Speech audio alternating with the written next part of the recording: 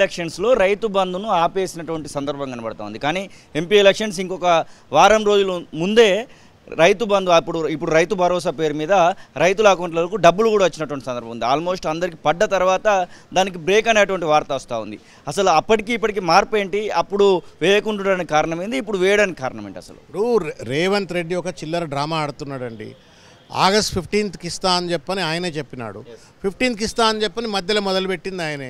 మొదలుపెట్టించి మళ్ళీ కంప్లైంట్ వాళ్ళకి సంబంధించిన వ్యక్తులతోటి ఒంటోటో కంప్లైంట్ ఇప్పించుకొని మళ్ళీ ఎన్నికల కమిషన్ ద్వారా గతంలో ఎట్లయితే బ్యాన్ పెట్టిండ్రో ఇప్పుడు ఇట్లా బ్యాన్ పెట్టించుకొని ఇక చూసినవా నేను ఇద్దాం అనుకున్నా నేను ఇవ్వలేకపోయినా అని చెప్పని ఒక తప్పించుకునేటువంటి ఒక దాటవైతే ధోరణికి పాల్పడతా ఉన్నాడు. అది కూడా ఆయన ఇస్తుంది ఏంది, ఇప్పుడు రైతు బంధు కూడా 10,000 రూపాయలు ఇస్తున్నాడు. బుద్ధి జ్ఞానం ఉండాలా. నువ్వు 15,000 రూపాయలు ఇస్తాను, నువ్వేమన్నావు? నేను డిసెంబర్ 9 నుండి 15,000 రూపాయలు ఇస్తా రైతు బంధు అని చెప్పారన్నావు. మీరు ఇవాళ ఇస్తే 10,000, నేను వస్తే 15,000 అని చెప్పినోడువి. నువ్వు మళ్ళీ ఇవాళకి కూడా 10,000 ఇస్తా ఉన్నావు. ఆ 10,000 కూడా దొంగ దెబ్బ తీసే ప్రయత్నం చేసిండు. ప్రజల్ని ఇచ్చినట్టే ఇచ్చిండు, కంప్లైంట్ ఇప్పించిండు. మళ్ళీ ఎన్నికల కమిషన్కు అండర్స్టాండింగ్ ఉన్నది. ఒక తాకీదు పట్టుకొచ్చేసి చూసినవా ఎన్నికల కమిషన్ వద్దన్నదని చెప్పని వాళ్ళ దాటబైత ధోరణికి పాల్పడుతూ ఉన్నాడు. ప్రజలు ఈ కుట్రలు గమనిస్తూ ఉన్నారు. రేవంత్ రెడ్డి గారి కుట్రలు కావచ్చు, లేకపోతే ఎన్నికల కమిషన్తో కొల్యుడైనటువంటి ఒక తీరు కావచ్చు, వీటన్నిటిని కూడా ప్రజలు గమనిస్తూ ఉన్నారు. తప్పనిసరిగా కర్రు కాల్చి రేవంత్ రెడ్డి గారికి వాత పెడతారు. ఇవాళ భారతీయ జనతా పార్టీని కూడా పూర్తి స్థాయి కాంగ్రెస్ పార్టీ మా 100 రోజుల పాలనను చూసి ఓటేయండి అని చెప్పి చెప్తా ఉంది. ఇక బీజేపీ పార్టీ 10 సంవత్సరాలు దేశాన్ని ఎట్లా పాలించినామో చూసి ఓటేయండి అని చెప్తుంది. బీఆర్ఎస్ పార్టీ ఏ నిదానంతో ప్రజల్లోకి వెళ్ళబోతుంది? అసలు బీఆర్ఎస్ పార్టీ అభివృద్ధి స్పష్టంగా కనబడతా ఉంది. కాంగ్రెస్ పార్టీ మోసం స్పష్టంగా కనబడతా ఉంది. బీఆర్ఎస్ పార్టీ అభివృద్ధి కనబడతా ఉంది. ఇవాళ రేవంత్ రెడ్డి ప్రభుత్వము 6 గ్యారంటీలు అంటే 13 గ్యారంటీలు అవి. మీరు 6 గ్యారంటీల పత్రం తీసి చూడండి. దాంట్లో 13 వాగ్దానాలు ఉంటాయి. 13 వాగ్దానాల్లో ఆయన 3-4 ఏదో చేసినట్టున్నాడు. మిగతా అన్ని తుంగలో దొక్కేసినాడు. మహిళలకు 2,500 రూపాయలు రాలేదు, పెన్షన్ అమౌంట్ ఇంక్రీజ్ కాలేదు, యువ వికాసం అనేటువంటిది అమలు కాలేదు. అయిపోయింది అని చెప్పని రాహుల్ గాంధీ గారి నోటనే మళ్ళీ అబద్ధం చెప్పించే ప్రయత్నం ఇవాళ రేవంత్ రెడ్డి చేస్తూ ఉండంటే ఎంత మోసగాళ్ళు, ఏ రకంగా ప్రజలని వాళ్ళ నయవంచనకు గురి చేసే ప్రయత్నం చేస్తుండ అనేటువంటిది ప్రజలకు అర్థమవుతూ ఉంది.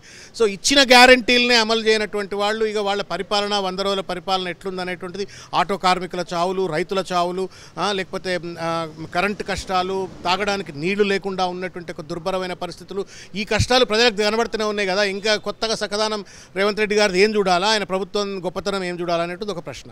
రెండవది, భారతీయ జనతా పార్టీ అనేక వాగ్దానాలు చేసింది. 2 కోట్ల ఉద్యోగాలు చేసింది. తర్వాత నల్లధనాన్ని వెనక్కి తీసుకొస్తా అని చెప్పింది. రైతు ఆదాయాన్ని డబుల్ చేస్తా అని చెప్పింది. పెద్ద ఎత్తున ఒక పెరుమార్పులు తీసుకొచ్చేటువంటి ఒక నీతివంతమైన ప్రభుత్వం అంటే దేశ సంపద అంతా ఇవాళ అదానికి అంబానీకి కట్టబెడుతున్నటువంటి ఒక నరేంద్ర మోడీ గారి ప్రభుత్వం.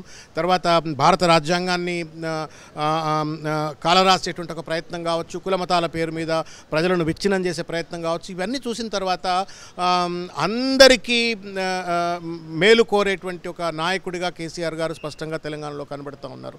అన్ని మతాలకు, అన్ని వర్గాలకు, అన్ని కులాలకు కూడా న్యాయం చేసేటువంటి ఒక నాయకుడు. ఇవాళ ఆయన చేసిన development is symbolic, it's visible. KCR ఎముక దెబ్బతినడము, కాలుకు ఫ్రాక్చర్ అయిన వెంటనే ఆపరేషన్ చేసుకోవడం, ఇప్పుడు దాదాపు కంటిన్యూస్గా గత నెలకు సంబంధించినటువంటి 24-23వ తారీఖు మొదలైనటువంటిది ఇంకా కంటిన్యూ అవుతూ ఉంది. 2 రోజుల మాత్రమే మధ్యలో గ్యాప్ వచ్చింది. ఆరోగ్య పరిస్థితి ఏంటి? అసలు బాగా మంచిగా యాక్టివ్గా పనిచేస్తున్నాడు అనుకోవచ్చా?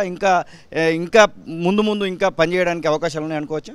కేసీఆర్ గారు ఒక స్ట్రాంగ్ విల్ ఉన్నటువంటి ఒక వ్యక్తి, ఒక బలమైనటువంటి ఒక సంకల్ప సిద్ధి ఉన్నటువంటి ఒక నాయకుడు. కాబట్టి ఆయనను శారీరకమైనటువంటి ఒక రుగ్మతలు ఆయన మానసిక ధైర్యాన్ని, మానసిక బలోధైర్యాన్ని ఏ రకమైనటువంటి ఒక రీతిలో అడ్డుకట్ట వేయలేవు. Otherwise is physically fit.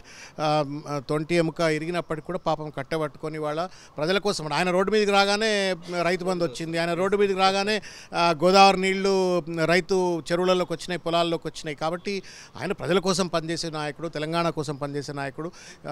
చిన్న గాయాలు, దెబ్బలు ఆయన మనోధైర్యాన్ని, ఆయన సంకల్ప సిద్ధిని, ప్రజల పట్ల ఆయనకు ఉన్నటువంటి ఒక కమిట్మెంట్ను ఎట్టి పరిస్థితుల్లో కూడా భగ్నపరచవు.